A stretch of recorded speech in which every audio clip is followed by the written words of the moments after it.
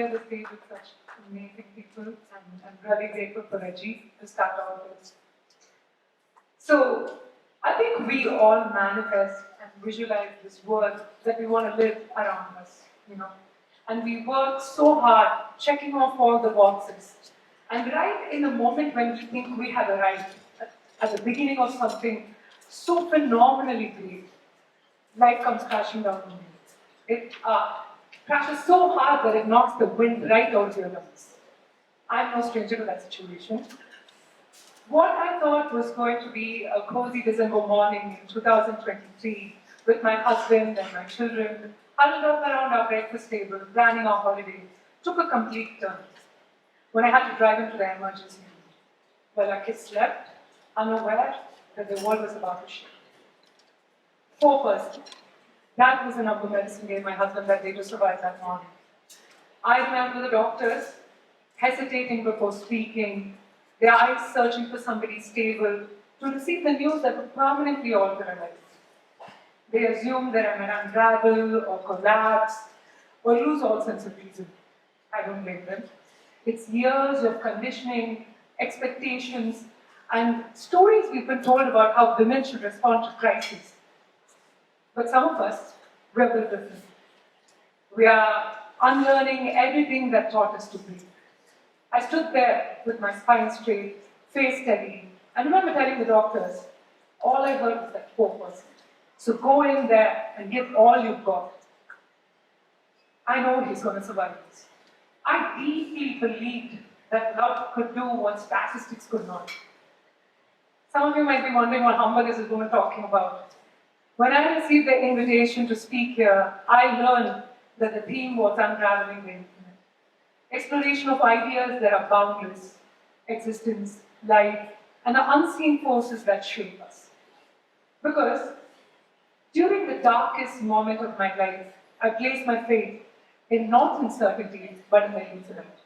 I deeply believed that the universe could hold me when I no longer could hold myself. There was a time, I'm not going to stand here and tell you how I cried behind locked bathroom doors while stepping out in crisp shirts to wait outside the ICU. I'm not going to describe the impossible task of protecting two little children, then 6 and 2, from media insensitivity, gossip, or others who just did not realize that this trauma belonged to them as well. I'm not here to tell you how society expected me to behave like the right kind of woman in crisis. This is a story about a woman who found positivity on the grimmest of days, who found gratitude for the smallest of mercies, and who focused on not what was missing, but on everything that went right and every hurdle we crossed. It was first, let's see if he survives the next 6 hours. Let's see if he survives the next 8 hours. Then came cranioplasty, tracheostomy, weeks on end in the ICU. It was one medical mountain after the other that we had to climb. When the only life I knew for 13 years that we lived together shattered, I chose life. When you hit rock bottom, there's only one way to look. I chose agency. I truly believe, and I am saying this, I don't stand before you as a victim. I don't stand before you as a survivor. I stand before you not even as a hero. I stand before you as a woman who found her voice in survival mode and decided to use it. Society teaches us some of its hardest and most cruel lessons in moments that we least deserved it. It expected me to be quiet in a room full of doctors. It expected obedience instead of questioning. It suggested composure meant I felt too little, and emotions meant I was unstable.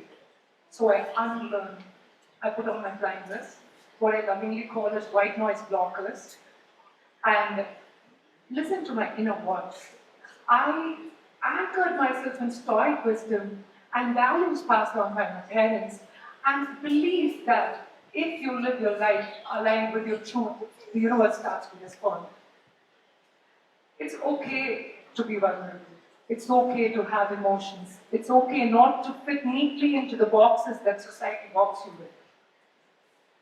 I studied law, staying obedient to rules and to norms, quietly pushed that dream aside. For a while, trust me, that felt so good. When you're young and life feels abundant, Compromise is kind of disguises itself as comfort, but create energy that never disappears. In 2012, I started my own luxury event management company, and I'm so proud of some of the community entertainment projects that we pioneered in. And at that time, society quietly whispered in my ears, now is the time to have children. To which my husband and I responded, no, only in our own time, when both of us were ready for that 2 a.m. diaper change and 4 a.m. feeding schedules. Because we wanted to do this in our own style without nannies or nurses. And we wanted to be fully present and involved parents. In our household, that's the thing. There is no he job, she job. It's a job, and one of us has to get it done. That's how it is. So in 2016, I stepped aside from work, decided to build a home woven with love, trust, safety, a safe space to grow. And little did I know that trauma will come knocking uninvited like this. What was once a home became a house on fire. What was once private became public judgment and trial. And suddenly, from being the most dependable person in the room, I became the person who was expected to take least space. For 2 years, we lived as two separate worlds. My children and I here, my husband was cities away, and oceans away trying to relearn the very basics of life. And me, I was drowning in guilt in two separate continents. That's the thing. When you have a partner like this, and when your partner kind of suddenly disappears into an illness, when I'm saying partner like this, I mean he's a proactive dad, a fully present husband, and a woman empowering man. And there's nothing more attractive than a man who's a feminist. Let me tell you that. And I am not a big feminist. So, yeah. So when you partner when you have a partner like that and he disappears into an illness like this, motherhood, parenting, and life in general becomes a lonesome portion. For years on end after, protocols, physicians, doctors, airports, shuttling between both my worlds, because on the days that I chose to be with my children, society called me selfish. On days I chose my husband, it had mighty advice to give me on parenting. That's the thing. Like Kumar sir said, never listen to society. It's always going to get you down. After so many years of contemplation and endless uncertainty, in 2025, I said something with absolute clarity. Bring him back home. We'll figure the rest out. Nietzsche once wrote, he who has a why to live can bear almost any house. My why was simple. Family. My children needed to feel safe. My husband needed a nurturing ecosystem to heal.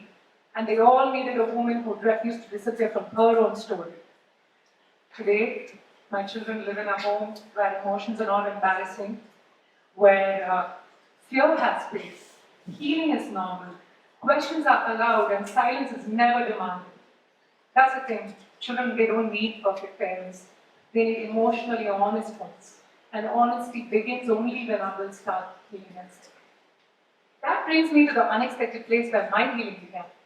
It did not happen on some therapist's couch. Although I absolutely went for therapy, it did not happen during some spiritual awakening. It happened in my mom's house, on her couch, with 2 microphones in front of us, my rock-solid human, my sister by my side, and 17 failed attempts to record one intro without making each other laugh.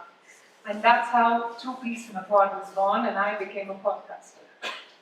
So, it was supposed to be launched in 2024 with my husband producing it. Life, as it turns out, really does understand the art of unraveling, I guess. I learned that growth happens in gentleness and not in noise. And sometimes your voice has to roar inside of you long before the world can hear it. The podcast was my name, my messy, my creative, my healing, and sometimes chaotic way. We spoke about how we handled some of life's most impossible situations with dark humor. Because I believe that laughter is the only way you carry a reality through head to hold. That's a certain kind of quiet agony in untold stories. The podcast became the place where I found my voice, where shared stories became collective strength. And the messages, my God, the messages that flowed in after every episode only reminded me that When you share your stories, the healing multiplies and a beautiful community is formed. There's a particular poet I return to every time life demands strength, Khalil Gibran. He once wrote, out of suffering is born the strongest soul. But trust me, I learned strongest souls are the ones who stop shrinking. They are the ones who believe in their dreams. They are the ones who absolutely walk with intention in their stride. And they're definitely the ones who do not ask permission for wanting more out of this great, big, beautiful life. You know, if you can imagine it, you can definitely build it with faith in yourself, purpose in your stride, and love in your heart. Today, my husband is healing. He is the same devoted father, the endlessly loving, ever supportive partner sitting among you all. And sitting among you all. And if I have one thing to say, if life ever hands you a 4%, I say take it. Believe in yourself. Believe in your magic. Believe in miracles. More than anything, this is going to happen for you if you really have faith in yourself and move forward, letting go of every negativity that comes around it. Worst case, you find your voice, you reclaim your being, you start your own podcast. Honestly, not a bad deal.